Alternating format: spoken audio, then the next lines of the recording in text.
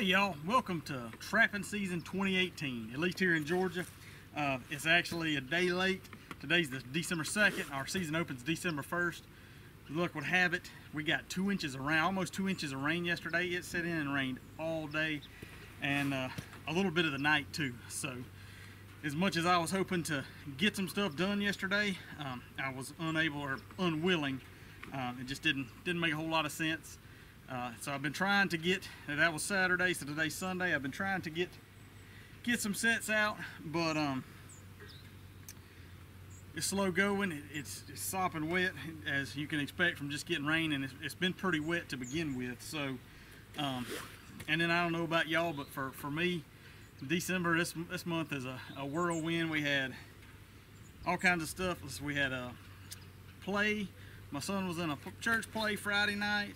We had breakfast with Santa yesterday, and then I was pumped up but kind of let down. Watched the Georgia Bulldogs play and get beat by Alabama last night, so that's all I'll say about that. But and then today we got the last round of the Christmas play at church, so I'm running a little on time getting to that, and then it seems like every weekend we got something on till Christmas, and so hopefully after Christmas things will slow down and we'll be able to get a better line in.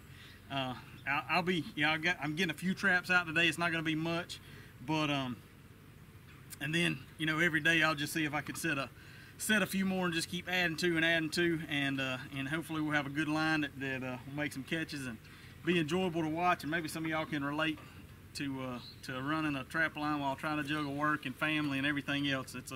It's a lot of fun, but it takes a lot of work. It takes a lot of time too. So one thing before I got too far kicked off, I was going to try to show y'all something I'm pretty proud about, pretty excited about. I did a teaser in one of my well, if you watch my Ohio trap line video, so a couple weeks ago I went to Ohio and trapped for a week, just like it is here. It's wet and messy. I guess for most of at least the eastern U.S. They're calling for it to be a pretty wet and I think at some point cold winter. We had temperatures in the 30s earlier this week, but you can see now it's in the 70s and I'm sweating, so that's never a lot of fun. But I got my what I hope to be, what I think is going to be my final design of my trapline bag. I've got it done. I made it. It's a longer design. So my one gripe and complaint about trapping bags that I've had so far, and I've always gotten just either a 5-gallon bucket or a tool bag from Lowe's or Home Depot or something like that, and my tools always hang out of it. And so this bag I made long enough that all my tools will fit in the bag: hammer, trowels, stake drivers, and everything is self-contained. I've got some pockets here on the outside for pliers, J-hook tool. I like to carry me some wire cutters. I got a little internal pocket, a single one for now. I'm going to try it and see how that's where I keep my polyfill or pan covers. But it's what I hope to be, what I think is going to be a durable, kind of a waterproof. It's a rubberized type material that it won't crack or won't get damaged or show damage. And if it starts to get cold, a lot of times you get into cold temperatures and rubber things, they can crack and don't seem to work great. But I'm pretty excited about this. I got the design. I'm going to try to, like I said before, I'm going to be testing this hard and trying to get some more folks testing it this trapping season, see how it does, and then maybe it'll be, if there's enough interest, maybe it'll be to where we get to start selling a few of these and seeing what y'all think about it. But anyway, like I said, I was going to show you that before it gets too dirty, because it won't take long, especially as wet as it is. But so like I said, it's going to be slow going for the next couple weeks probably, but bear with me, and I hope to bring y'all some catches and try to add some value. And for all of y'all, I know some of you have been running the trap line already, and so I hope you've been having a lot of good luck. I hope your luck continues, and we'll see what the season brings. Thanks for following along, and let's get with it. So one thing that I also do, in addition to my regular fur trapping, is also do a little nuisance work on the side. It seems like a lot of trappers do that, especially once you get kind of in an area and people start learning what you do, and then your name kind of gets around that you're a trapper. There's not a whole lot of folks that do that, and so this particular location, I'm doing a little squirrel job. I did some exclusion, but also am trying to do some removal as well. So So I was just gonna see. I've got some cage traps, and I've also got a couple of these big PVC traps. And you can see I got some. I'll use whole kernel corn or whole cob corn, little kernel corn usually to try to bait them up. I use peanuts, a variety of things. And right now I actually just got some in-shell pecans that I think are probably going to work in a location like this. Haven't really had any activity from the corn, but there's oaks and hickory nuts all around. I mean, there's no shortage of stuff for these squirrels to eat. So I'm hoping that these pecans are going to be a little bit better, a little bit more attractive to them. But I was going to follow up and see what y'all's thoughts. Any of y'all that are nuisance trappers or squirrel trappers, just gray squirrels down here. But you know, what have you found that tends to work good? You know, for what I've seen down here, I mean, heck, it's December 2nd and it's 75 degrees. So if you start putting out peanut butter or anything like that, or oranges, you know, ants find it pretty quick. So what's your thoughts on your favorite squirrel bait? Let me know.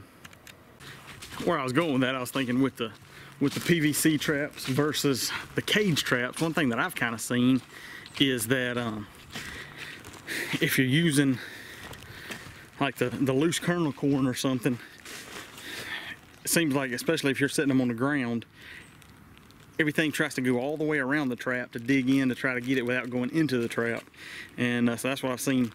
If you're setting stuff on the ground, I really like that PVC trap just because there's no way something has to go in the door to get to it. That seems to have worked well for me so far.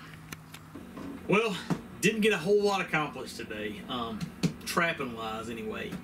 I'm ashamed to even say it, only had 2 dog-proof traps out. I went to another one of my properties and ran into the landowner and wound up riding around with him looking at some other stuff, and that cost me a little bit of time. And then with all the rain, I pulled in to another one of the farms I trap, and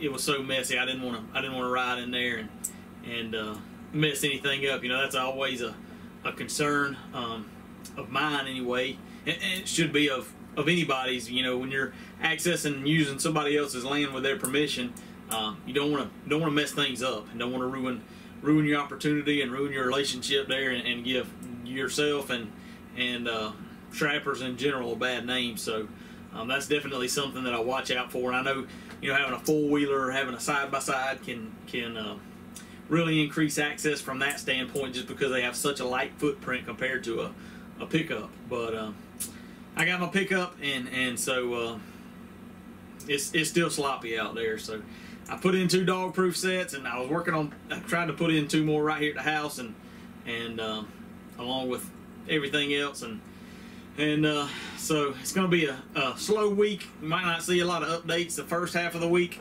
or first part of the week, but I'm going to try to get some sets out as the week goes on, and by next weekend, you know, have a decent line out, and hopefully maybe I can get a chance to set some more traps next weekend. Like I said, there's no shortage of things going on, and so like I said, this evening my son had his we had to go to church and finish up his Christmas play for the church there, and that we had to be there at 5, and so left here a little early. And man, it just really reminded me, made me think. You know, there's a little play about it all happened in the country is what it's called, and talking about how Jesus was born. You know, Jesus was born in a manger in a stable with a bunch of cows, and you know, the Son of God, and you know, he comes in the most humblest of places, and you know, got me to thinking. And I've heard sermons on it before, but about how, you know, Jesus, we as Christians, you know, we go to church and kind of honestly, just being honest, think of ourselves or kind of put ourselves on a pedestal. Not, we shouldn't, but unfortunately that's what happens, and that's what turns a lot of people off from church, and you know, we kind of miss the fact that You know, when you read through the Bible at the people that Jesus interacted with, the stories in the Bible, they're not church-going people. You know, he with Zacchaeus, he was a tax collector, and you know, Jesus blew everybody away by going and having dinner with Zacchaeus. And then the woman at the well, you know, Jesus talked to her when nobody else would talk to her. And so I don't know, it just made me think, you know, we're called to be the church, not go to church. And I don't say that meaning that we shouldn't go to church as Christians, but you know, looking for opportunities to love on people that get neglected. You know, like one thing that really convicted me was just, I listened to a Dr. Dobson podcast, and it was about a couple of young men that went and they lived as homeless. They weren't homeless, but they went and lived with homeless folks and lived as if they were homeless folks. And I think they wrote a book about it. But you know, just that, and you know, knowing how, you know, I myself, you know, you see somebody standing on the street corner with a sign, you know, wanting a handout, or you know, walking down the sidewalk and seeing somebody panhandling, and you know, either cross the street so you don't have to interact with them, or act like you're on the phone, or don't pay attention to them, and you know, that's, you think about it, and I think, you know, when I was younger, everybody had the "What would Jesus do" bracelets on, and think about that. Jesus wouldn't have crossed the street to avoid talking to somebody that was, you know, maybe unsightly, or you know, wasn't wearing their Sunday best, if you will. So especially in this time of the year, you know, it's getting cold, and you know, we got Christmas, and you know, for a lot of folks, myself included, are very blessed to have, you know, plenty at Christmas time, and it's easy to forget that there are folks out there that don't.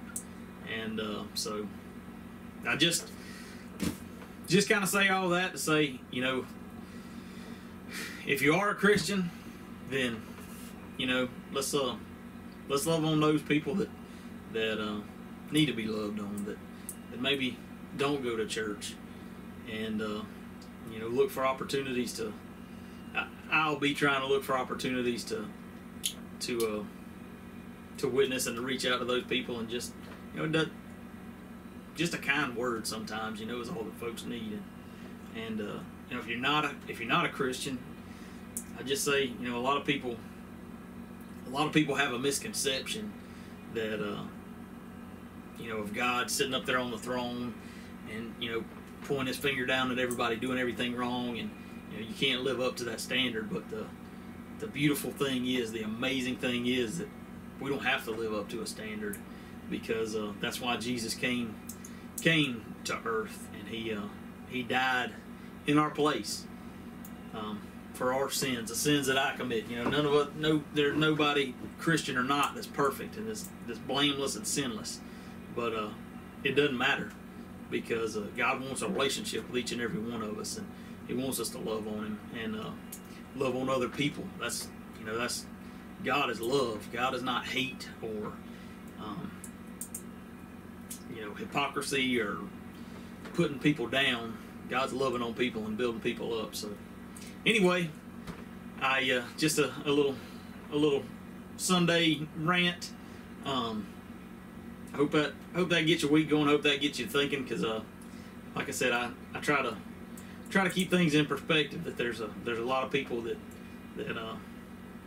don't have as much and aren't as blessed, and there's some way that we can share that, you know, share the blessings that we have.